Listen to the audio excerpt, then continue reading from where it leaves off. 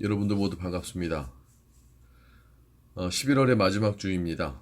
2021년도도 이제 한 달여 남짓 남겨두고 새해를 준비하고 있는데요.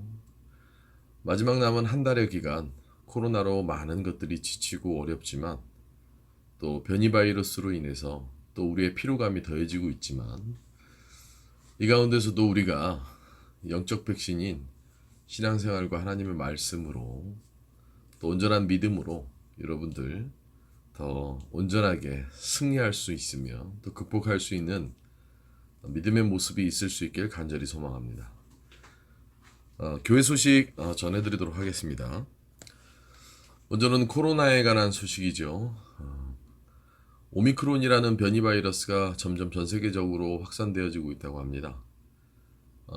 여러 가지 추세를 살펴보며 노약자나 고연령자가 많아서 또 기저질환 환자가 많은 저희 교회에 현장 예배에 대한 것을 상황을 보고 진행하려 했으나 역시나 조금은 더 조심할 수밖에 없는 그런 상황으로 가고 있는 것 같습니다.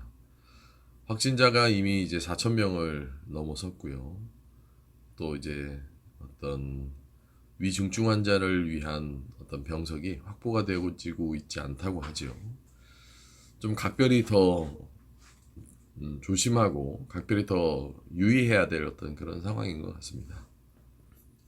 정말 한 치 앞도 알 수 없는 어떤 그런 상황으로 접어들고 있는데 이렇게 계속되어지는 변이 바이러스가 아마도 우리의 삶을 지배하지는 않을까 걱정과 염려가 많이 앞서는 상황인데요.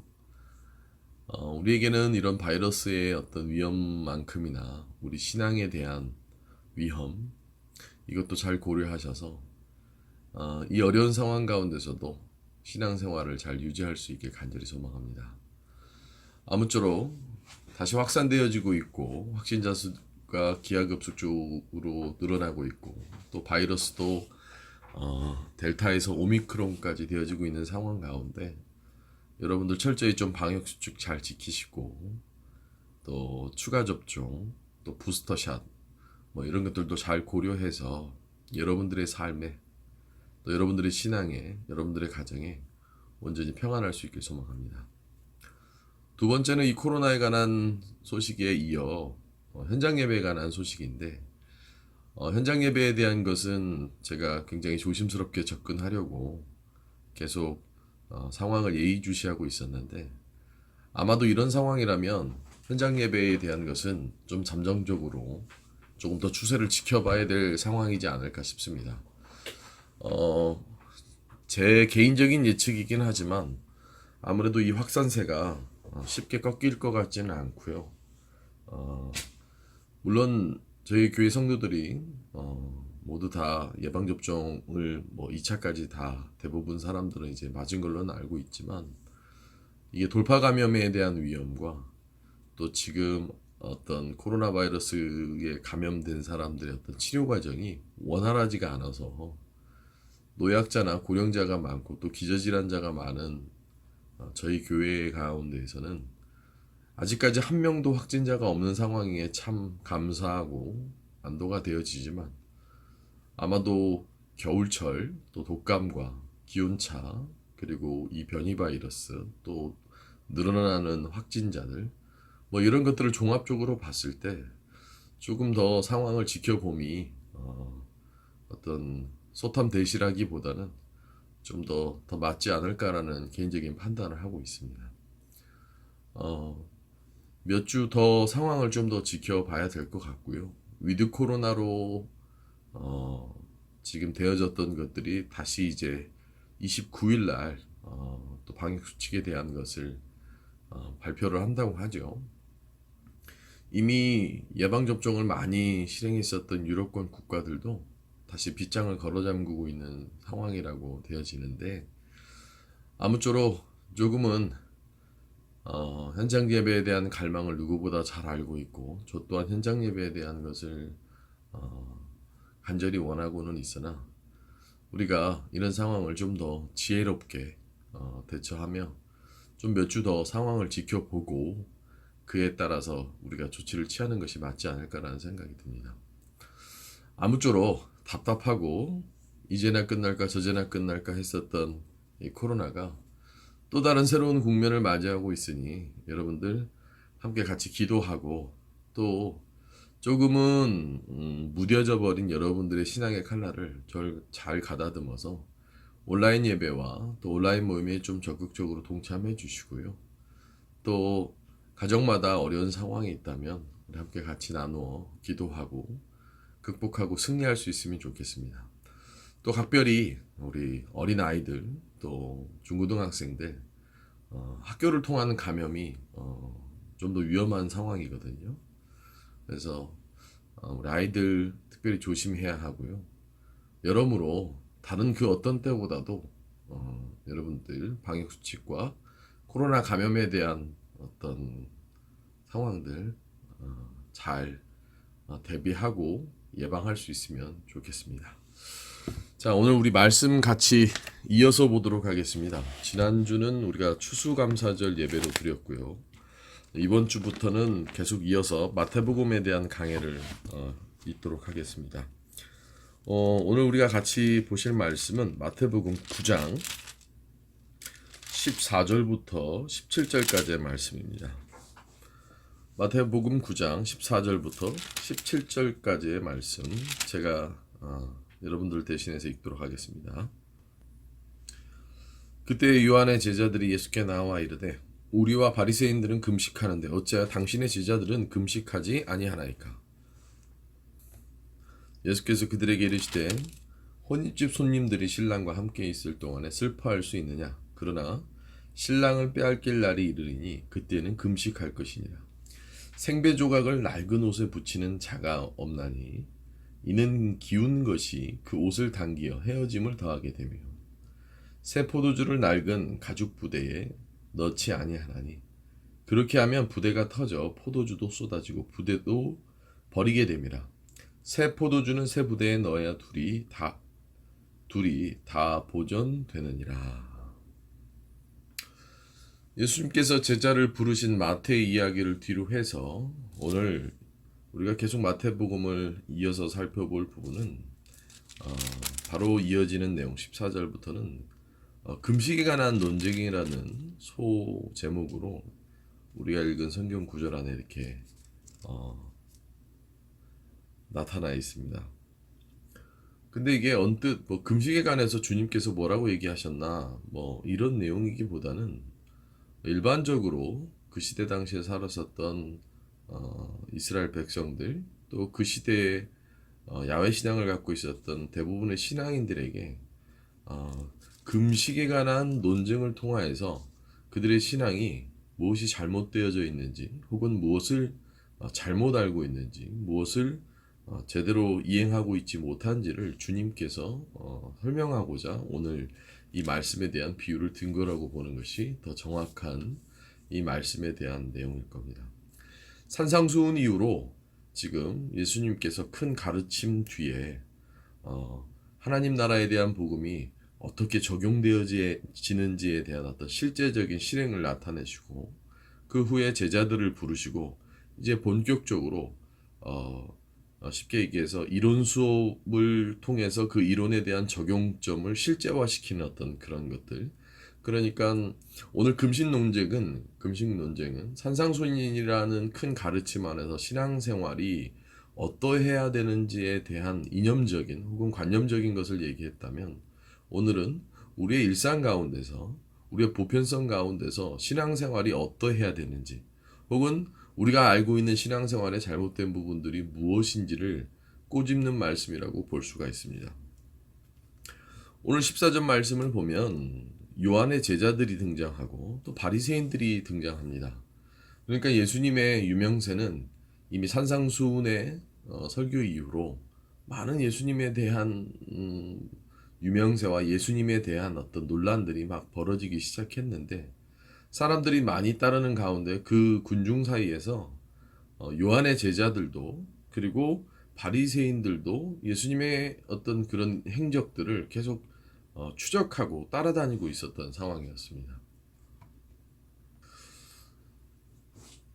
그렇게 신앙생활에 익숙했었던 요한의 제자들과 바리새인들이 어, 예수님을 따라다니면서 예수님의 어떤 일거수일투족을 살펴보는 가운데 그들이 볼 때는 이해되어지지 않을, 그러니까 자기네들 사고방식과 자기네들의 신앙생활의 방식으로는 이해되지 않는 행동들을 주님께서 덜어 하시니 그것에 대해서 의문을 품고 질문을 하는 그 질문에서부터 오늘 주님의 말씀이 본격적으로 시작이 되어집니다.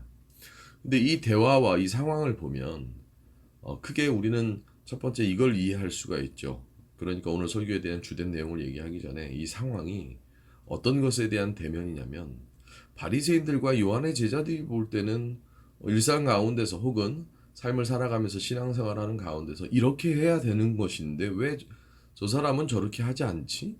혹은 왜 이렇게 되어져야 되고 우리가 생각할 땐 이런 건데 왜 저 큰 가르침을 준 사람은, 그러니까 예수님의 어떤 행동들이나 예수님의 가르침이 뭔가 자기네들 상식으로는 이해되어지지 않는 상황에 대치가 되어지는 거예요. 마치 이런 거랑 똑같죠. 신앙생활을 하는데 일반적으로 갖고 있는 신앙생활에 대한 관념이 있는데 그 관념대로 행동하지 않는 모습을 본 거예요.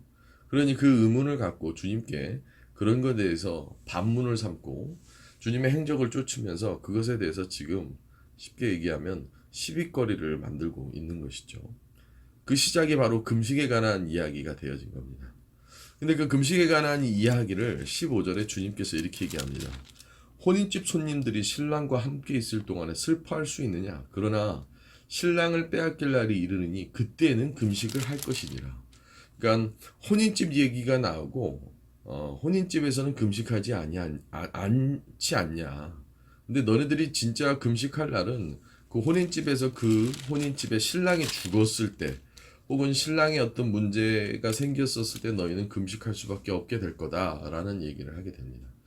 그러니까 언뜻 볼 때는 금식에 관한 율법적인 사고방식에 대한 것을 얘기하는 것처럼 보이지나 사실 주님께서 이 이후로 쭉 얘기하는 그 세 가지 예시들을 통해서 주님께서 얘기하고자 하는 것은 신앙의 본질이 무엇인지, 너희들이 알고 있는 신앙생활이라고 하는 것이 무엇이 잘못되어져 있는지, 관념의 충돌, 이해의 충돌, 그 관념에 대한 실천적인 부분들이 무엇이 잘못되어져 있는지를 주님께서는 바리새인들과 그리고 요한의 제자들 그리고 더러는 그 안에 있는 많은 군중들에게 다시 한번 깨우침을 가져주고 있는 그런 상황이라고 보면 됩니다.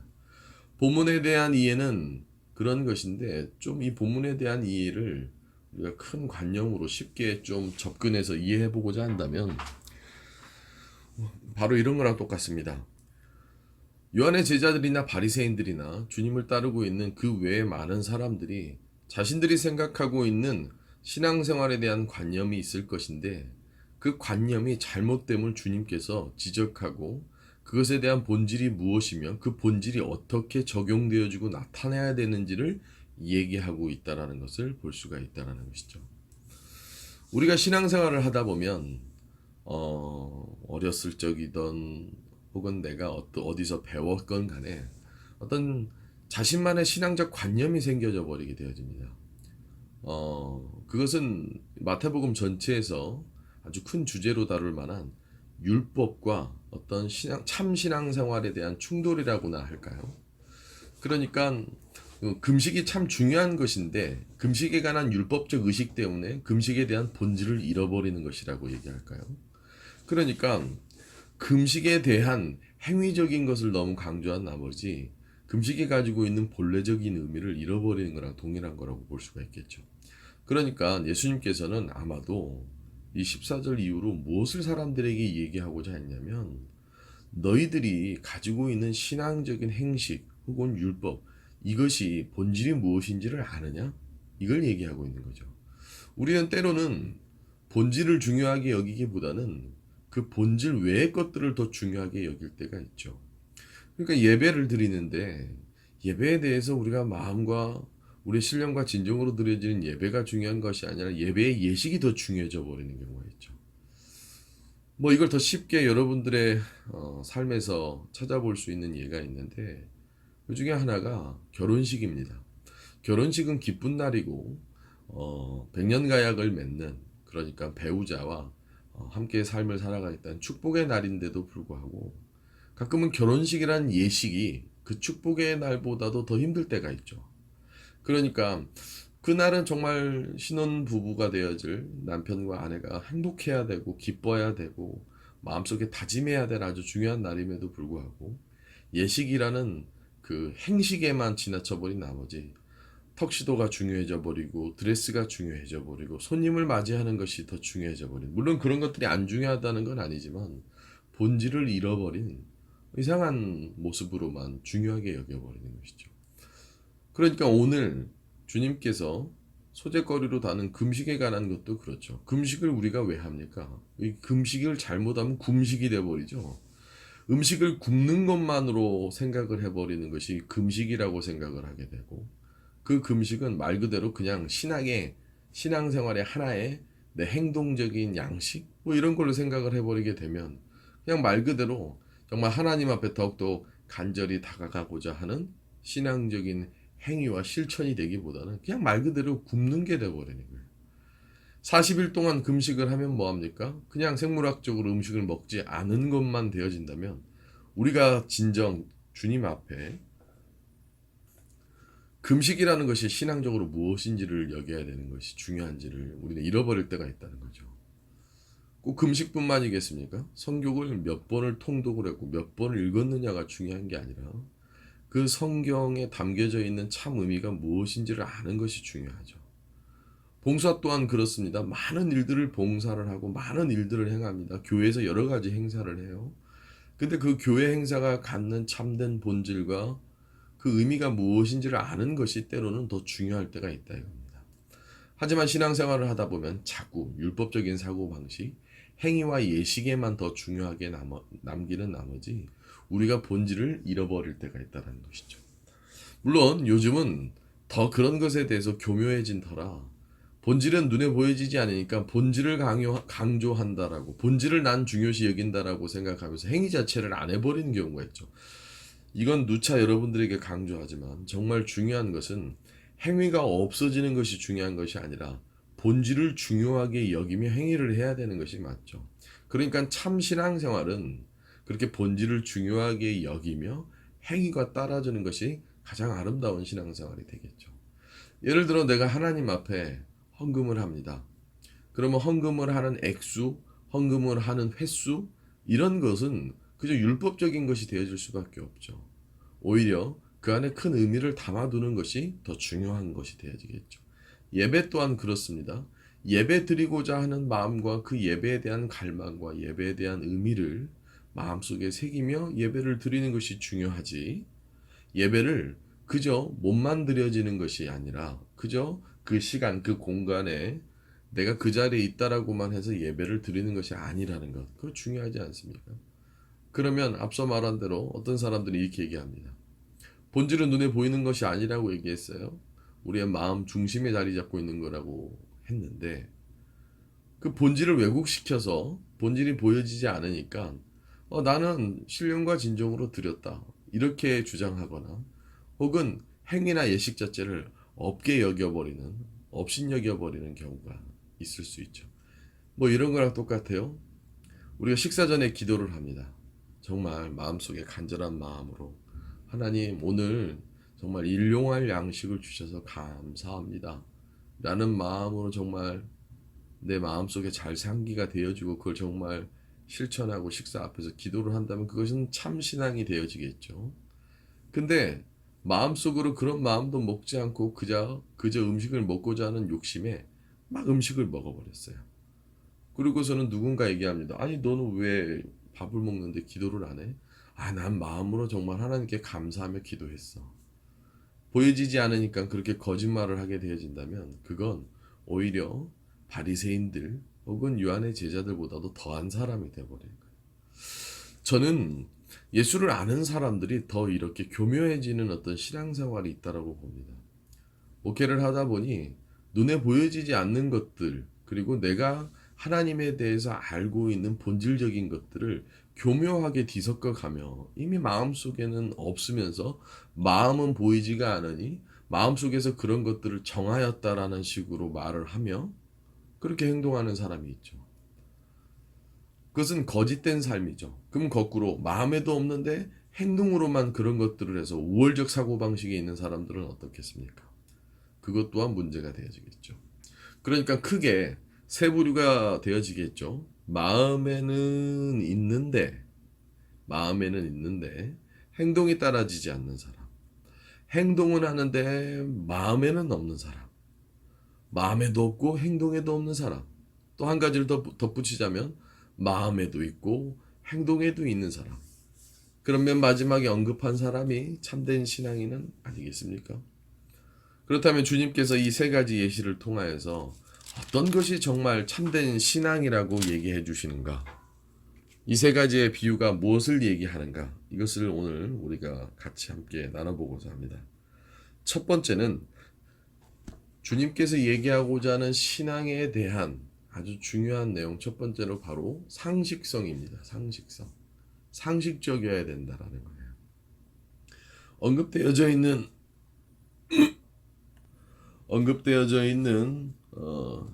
금식에 관한 어떤 신랑, 혼인식, 금식, 그 다음에 생배 조각에 관한 내용, 그 다음에 세포두제에 대한 내용. 이것은 모두 다 그 시대 사람들이라면 주님께서 이 얘기를 할 때 충분히 동의하고 충분히 알 수 있는 매우 상식적인 겁니다. 이건 바꿔 얘기하면 우리의 신앙생활은 항상 상식적이어야 되는 거예요. 비상식적인 것이 아니라 상식적이어야 된다는 거예요. 오늘날 신앙인들이 왜 욕을 먹고 왜 오늘날 신앙인들이 왜 이렇게 자꾸 잘못되어지느냐? 상식적이지 않기 때문에 그런 것이죠. 얼마 전에 뉴스에서 천안에 있는 신앙 공동체 같이 이렇게 사는 사람들 사이에서 뭐 확진자들이 200명이나 나갔다는 거예요. 많은 세상의 사람들이 그들을 비난합니다. 물론 그들만의 이유가 있겠지요. 그들만의 공동체 규칙이 있을 거고 규율이 있겠습니다만 200명이나 대량으로 그 확진이 되어지는 상황을 보면 상식적이지 않죠. 그러니까 일반인들이 볼 때는 전혀 상식적이지 않은 거예요. 뉴스 내용을 가만히 살펴보니 그 공동체에 속해 있는 그 신앙 공동체에 속해 있는 함께 무리지어 살고 있는 그 신앙인들은 예방 접종을 한 분도 안 맞았대요. 비상식적이죠. 비상식적이죠. 그러니 주님을 믿는다는 것을 오히려 부끄럽게 만들어 버리는 거예요. 물론 백신을 맞는 것이 주님을 뭐 믿게 하고 주님을 믿는 데 있어서 어떤 뭐 본이 되어지고 이런 것은 깊게 생각해 보면 크게 관여할 수 있는 부분은 아니겠습니다만 가만히 생각해 보면 왜 신앙인들이 신앙생활에 어려움이 오느냐 혹은 왜 신앙인들이 신앙에 대해서 손가락질을 받느냐라고 생각해 본다면 상식적이지 않기 때문에 그런 거예요.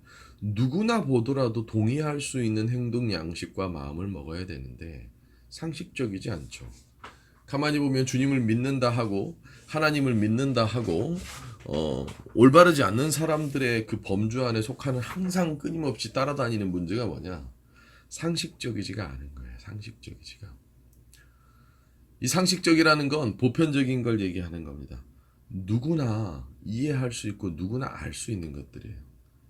생배 조각에 대한 비유를 드는 모습, 세포도주는 세 부대에 담아야 되는 모습. 그 다음에 신랑과 혼인잔치 날에는 기쁨이 있는 모습. 그건 매우 상식적인 모습이잖아요. 근데 이 상식적인 모습을 잃어버리게 되어진다면 우리의 신앙은 다 어겨져 버리는 것이죠. 그러니까 주님께서 그 시대 사람들이 충분히 알만한 상식적인 것들, 그러니까 그 신앙생활은 너희들이 충분히 상식적인 것이 되어야 된다. 왜 신앙의 위기가 오고 왜 신앙의 시험의 모습이 나옵니까? 상식적이지 않기 때문에 그런 것이죠. 오히려 미련한 건 죄가 되어진다고 하고 비상식적인 것은 문제가 되어진다고 볼 수 있는 것이죠. 상식적인 것의 반대는 비상식적인 겁니다. 가만히 여러분들의 신앙과 여러분들의 신앙과 주변의 신앙으로 인해서 무언가 이데올로기가 오는 모습을 다 보세요. 상식적이지 않기 때문에 그래요. 교회 목회자가 아주 비싼 외제차를 타고 다닙니다. 상식적이지 않죠. 물론 교회 규모나 교회 상황에 따라 뭐 어떤 처지에 있던지 간에 너무 터무니없이 아니 저기는 왜 저러는데 왜 저렇지? 라고 했었을 때 상식적이지 않으면 오히려 신앙생활은 문제가 되어진다라는 거예요. 사랑하는 성도 여러분들, 여러분들의 신앙에 항상 비상식적인 모습보다는 상식적인 모습이 있을 수 있길 소망합니다. 앞서 말했던 대로 그 천안에 있는 신앙 공동체를 왜 많은 사람들이, 우리가 구원해야 될 많은 사람들이 왜 손가락질을 하며 왜 그 사람들에게 따가워운 눈총을 보일까요? 상식적이지 않죠. 왜 흔히 말하는 빤스 목사라고 얘기하는 정광훈 목사가 욕을 먹습니까? 혹은 그분을 따르는 많은 신앙인들도 있겠지만 왜 많은 대다수의 사람들이 그분에 대해서 비난을 합니까? 일반인들이 생각할 땐 상식적이지 않기 때문에 그런 것이죠. 신앙인이라는 건 비상식적이기보다는 상식적이어야 된다는 걸 항상 알아야 되는 거예요. 이 상식이란 건 어려운 게 아닙니다. 저쪽에서 인사를 하면 나도 인사를 하는 게 상식적인 거죠. 여러분들이 알고 있는 상식적인 것, 도리적인 것, 그리고 아주 일반적인 것들, 그런 것들이 우리 신앙생활에 필요하다는 거예요. 강도 맞은 사람을 선한 사마리아인이 구해줍니다. 상식적이죠. 오히려 거꾸로 그 강도 맞은 사람을 그냥 스쳐 지나가 버렸던 제사장이나 혹은 유대인이 비상식적인 거 아닙니까? 여러분들, 상식적인 것은 결코 어려운 것이 아닙니다. 그리고 신앙생활은 그렇게 상식적인 것 가운데서 찾아야 된다는 거예요. 하지만 우리의 신앙은 어떻습니까? 신앙생활을 하고 목회를 하다 보면 너무 비상식적인 성도들이 많습니다. 굉장히 자기는 윤리도덕적으로 뛰어나다고 생각하고 자기 신앙은 올바르다고 생각을 하며 자기가 하는 행동과 자기가 하는 생각이 다 바르다라고 생각하지만 별반 보면 너무 비상식적인 거예요.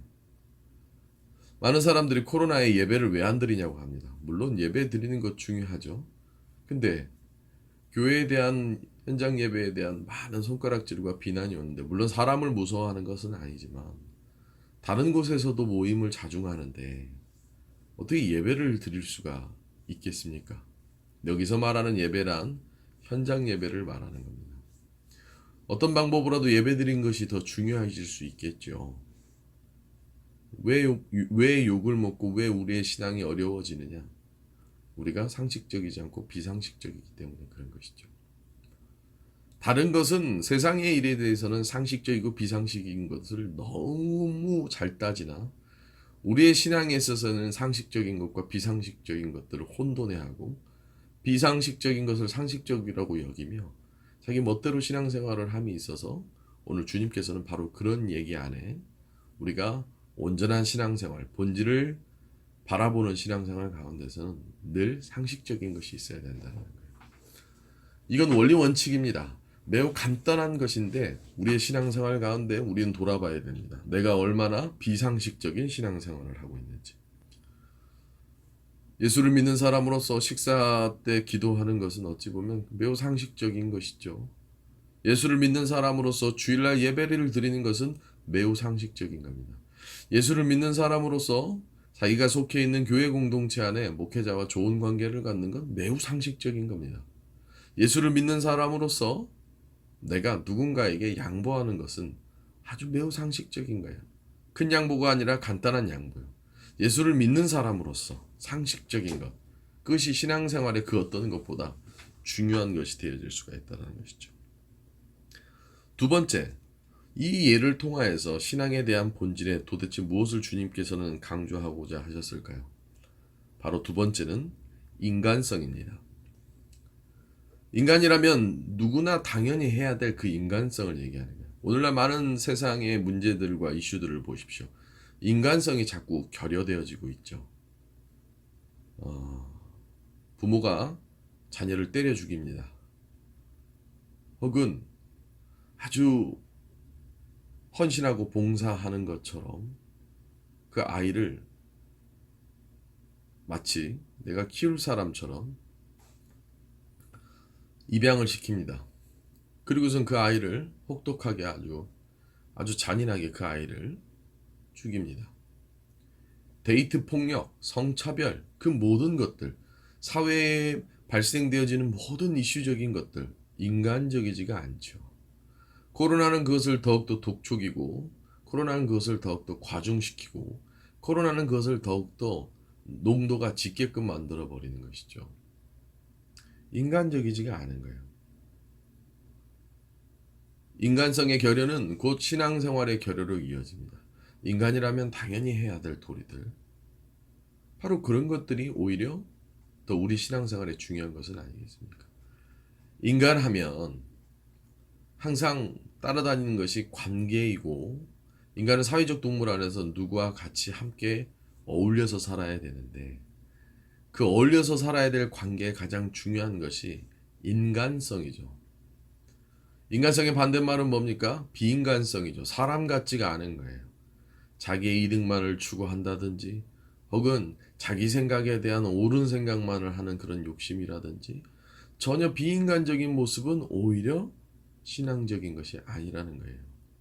오히려 인간적인 것이 돼야 되는 겁니다. 자기가 필요할 때만 찾고, 자기가 필요하지 않으면 버려버리고, 자기의 판단대로 옳음을 판단해버리고, 비상식적이고 비인간적인 모습은 결코 신앙적이지가 않은 거예요. 예수님이 예수님 될 수 있었던 건 아주 어려운 고차원적인 수학 문제를 들고 와서 풀면서 노벨상을 탈 정도로 학문적인 지식이 있어서 예수님이 될 수 있었던 것은 아니라, 오히려 예수님이 누구보다 상식적이었고 누구보다 인간적이었기 때문에 예수님이 예수님 될 수 있었던 것은 아니겠습니까? 사랑하는 성도 여러분들, 가만히 보면 우리는 신앙생활을 한다고 하면서 오히려 비인간적이지 않습니까? 여러분들은 코로나의 어려운 상황 속에서 성도들의 같은 공동체에 속해 있는 성도들을 얼마나 돌보십니까? 얼마나 관심이 있습니까? 무엇을 어려워하는지는 알고 있습니까? 그저 내 가족에게만 인간성이 발휘되어진다면 내 이웃을 사랑하라는 주님의 지상명령을 우리는 어기게 되어지는 것이죠. 그러니 예수를 믿는다는 것은 매우 상식적이어야 하고, 예수를 믿는다는 것으로 오는 신앙생활은 곧 인간적이어야 되는 것을 얘기하고 있는 거예요. 여기서 말하는 인간적이라는 것은 인애가 있어야 되는 것이고, 여기서 말하는 인간적이라는 것은 누군가를 걱정해주고, 누군가를 함께해주고, 누군가를 도와주는 모습이 있어야 되는 거예요. 몇 주 전이었습니다. 날씨가 쌀쌀해지기 전에 교회를 이렇게 오는데, 강아지 한 마리가 교회 앞에서 계속 뱅뱅뱅뱅뱅 돌고 있는 거예요. 근데 강아지를 보니까 강아지가 힘이 없어요. 좀 쩔뚝대기도 하고, 골목길 한 중간에서 이렇게 강아지가 엎드려 있는 거예요. 그래서 그냥 지나치기가 그래서 저 강아지 주인이 누구길래 저 강아지가 있지, 한참을 제가 저희 아내와 서 있었던 적이 있었습니다. 그래서 저쪽 반대편에서 어, 멀뚱멀뚱 우리의 동태를 살펴봤던 사람이 있는데, 그 사람이 저에게 오더니 혹시 강아지 주인이세요? 그래서 아니, 저희는 강아지 주인이 아닙니다, 이렇게 얘기했더니 자기도 주인이 아닌데 이 강아지가 계속 1시간짜리를 배회하고 있다는 거예요. 근데 조금 시간이 지나니까 어, 우리 주한이랑 어렸을 때, 우리 큰애랑 어렸을 때 친구였었던 또 그 친구가 또 지나가면서 그 강아지를 위해서 먹을 거를 또 가지고 와서 그 강아지에게 먹을 걸 주더라고요. 순식간에 그 강아지를 향한 사람들의 사랑과 마음이, 세상이 아무리 험악하고 뭐 해도 이렇게 뭔가 인간성이 있구나, 그런 것을 느낄 수가 있었어요. 예수를 믿는다는 것이, 우리가 신앙생활을 한다는 것이 뭐 얼마나 고차원적이고 뭐 얼마나 어려운 것이겠습니까? 오히려 비인간적인 모습을 버리고 비상식적인 모습을 버렸을 때 우리가 더 우리의 신앙생활에 더 멋진 모습이 생겨질 수 있는 것은 아니겠습니까? 오늘 주님께서 얘기하는 이 모습 가운데는 매우 인간적인 모습인 거예요. 16절에 나온 모습을 보면 그때 당시에 살았던 유대인들이라면 누구나 알 수 있는 내용, 상식적인 것뿐만 아니라 주님께서 감히 하나님의 아들이심에도 불구하고 이런 사람들의 일상적인 것들을 통하여서 그들에게 이렇게 공감을 얻고자 하는 것은 매우 인간적이라는 모습을 볼 수가 있죠. 여러분들, 제가 목회자로서 여러분들에게 언제 인간적인 모습이 보이겠습니까? 강대상에 앉아 혹은 강대상에 서서 마치 고상한 척 성경 말씀만 전하고 있을 때 인간적이라고 느끼십니까? 아니면 군고구마를 5분에 삶아 우리 아내 손을 통하여서 군고구마 조금 갖다 줄 때 인간적이라고 느끼시겠습니까? 사랑하는 성도 여러분들, 신앙생활이라는 것이 결코 어려운 것이 아니고 자꾸 고상한 척 할 필요 없이 조금 인간적인 모습을 다시 한번 재현하고 회복하는 것이 신앙생활이라는 의미는 아니겠습니까? 오늘 말씀에 담겨져 있는 숨겨진 의미, 신앙생활에 대한 우리가 다시 한번 접근해 봐야 될 방법 중에 하나, 그것은 바로 인간성이라는 겁니다. 마지막 세 번째는 뭡니까? 현실성입니다. 신앙이라는 것은 항상 늘 이 현실성이 따라야 되는 거예요. 그러니까 상식성이 있어야 되고, 인간성이 있어야 되고, 마지막으로는 현실성이 있어야 되는 거예요. 신앙생활에 현실성이 없다면 항상 배타적이고 이타적이게 됩니다. 그러니까 적용을 못하는 거예요. 신앙이 내 머리에서만 맴돌고, 신앙이 교회 왔을 때만 맴돌고, 신앙이 기도했을 때만 맴도는 거라면 그 신앙은 주님께서 원하시는 그런 신앙이 아닐 거예요. 오늘 얘기하는 예시들이 다 어떻습니까? 다 현실에서 받아들일 수 있는 일상의 것들이라는 겁니다. 포도주를 가지고 있는 가정들이라면 알만한 내용들, 생배 조각을 낡은 옷에 붙여본 사람이라면 알만한 것들, 이건 부자들은 걱정도 안 해요. 그러니까 마치 이런 거랑 똑같습니다. 우리 일상 가운데서 시장에서 물건 하나를 싸게 사려고 해왔던 사람들이 알만한 내용들, 종량제 봉투가 얼마인지를 아는 사람들의 모습들, 버스나 지하철을 환승할 때 돈이 안 나온다는 걸 아는 사람의 모습들을 주님께서는 아는 거예요. 그러니까 주님은 저기 높은 직책에 돈이 많은 부자들처럼 살았다는 것이 아니라는 거예요. 누구나 알 수 있는 인간적인 것들, 상식적인 것들, 그리고 현실적인 것 가운데서 신앙생활을 찾으려고 했었던, 그걸 또 찾아야만 한다는 것을 주님께서는 얘기하고 있는 겁니다. 여러분들은 여러분들의 신앙에 얼마나 현실성이 있습니까? 신앙생활하는 모습과 신앙이라는 걸로 갖춰진 나의 자아와 나의 세상 안에서의 자아가 전혀 현실적으로 매칭이 안 되는 삶을 살고 있지는 않습니까? 하나님을 찾고 하나님 타령을 하며 하나님을 믿는다고 입으로는 얘기하지만 현실은 악취가 나고, 현실은 속이며, 현실은 강팍하고, 현실은 너무나도 더럽고 추한 모습이 있지 않습니까? 사랑하는 성도 여러분들, 여러분들의 신앙에 온전한 현실성이 있을 수 있길 소망합니다. 맞습니다. 우리가 신앙생활을 하며 오늘 주님께서 주님의 그 모습을 가만히 살펴보며 율법적으로 난도질을 하려고 찾아왔었던, 혹은 그것을 가지고 따져보고 그것을 가지고 지적해보려고 했었던 바리새인들과 요한의 제자들 사이에서 주님이 얘기하는 건 뭡니까? 이런 겁니다. 얘들아, 신앙이라고 하는 것은 상식적이어야 된다. 너희들처럼 고상하게 머리로만 혹은 율법적 의식으로만 할 수 있는 것이 신앙생활이 아니란다.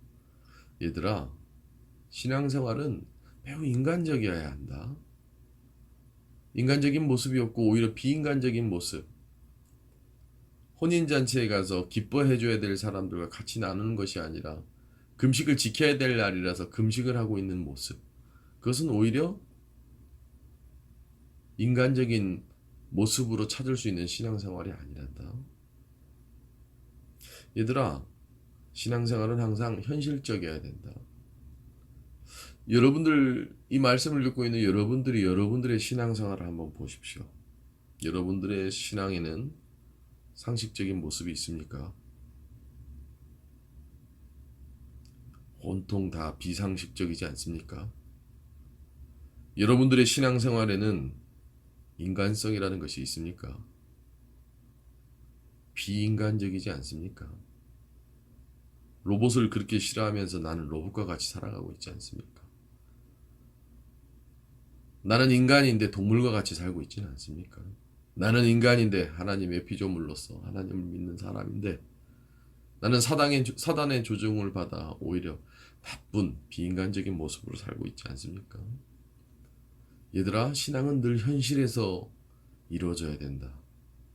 입으로는 주여 주여 하는데 나의 삶은 현실에서 나타나야 될 좋은 냄새가, 좋은 향기, 주님의 영적 향기가 나타나고 있지 않지 않습니까? 사랑하는 성도 여러분들, 오늘 주님 앞에 질문하며 의문을 삼고 있는 바리새인들과 요한의 제자들은 그 질문 자체에 담겨져 있는 그들의 모습을 볼 때 그들은 신앙이라는 것이, 하나님을 믿는다는 것이 상식적이지 않고 인간적이지 않으며 현실적이지 않았던 겁니다. 저는 여러분들에게 이 말씀을 통하여서 여러분들에게 분명하고 확실하게 얘기합니다. 여러분들의 신앙생활은, 여러분들이 믿고 있는 신앙이라는 것은 늘 누가 보더라도 인정할 수 있는 상식적인 것이 상식적인 것이 있길 바라며, 또 인간적이길 바라고, 또 무엇보다도 현실 안에서 그 신앙이 온전히 있을 수 있길 간절히 소망합니다. 기도하겠습니다. 하나님, 우리는 신앙을 그저 관념적인 것으로만 이해해서 오히려 상식적이고 현실적이며 인간적인 모습을 다 잃어버리고 살고 있지 않습니까? 오히려 비인간적이고 비상식적이고 비현실적인 모습으로 신앙생활을 하고 있지는 않습니까? 주님께서는 오늘 이 말씀을 통하여서 그 누구나 공감할 수 있고 그 누구나 알 수 있으며 그 누구나 깨달을 수 있고 그 누구나 이해할 수 있는 모습으로 우리의 온전함을, 신앙이라 함은 상식과 현실과 인간성이 겸비해야 된다는 것을 주님께서 우리에게 가르쳐 주신 줄로 믿습니다. 그러니 이 말씀을 듣는 자들에게 신앙에 대한 상식성이 있게 하여 주시옵시고, 또한 현실성과 인간성이 겸비되어질 수 있는 귀한 신앙인들이 되게 허락하여 주시옵소서. 코로나로 어렵습니다. 그 어려운 상황 가운데서 오늘 이 말씀이 한 줄기의 빛이 되어져서 이 말씀을 듣고 온전히 신앙생활하는 모든 성도들에게 신앙의 상식성과 신앙의 인간성과 신앙의 현실성이 있게 아버지여 붙들어 주시옵소서. 살아계신 예수님의 이름으로 간절히 기도드립니다.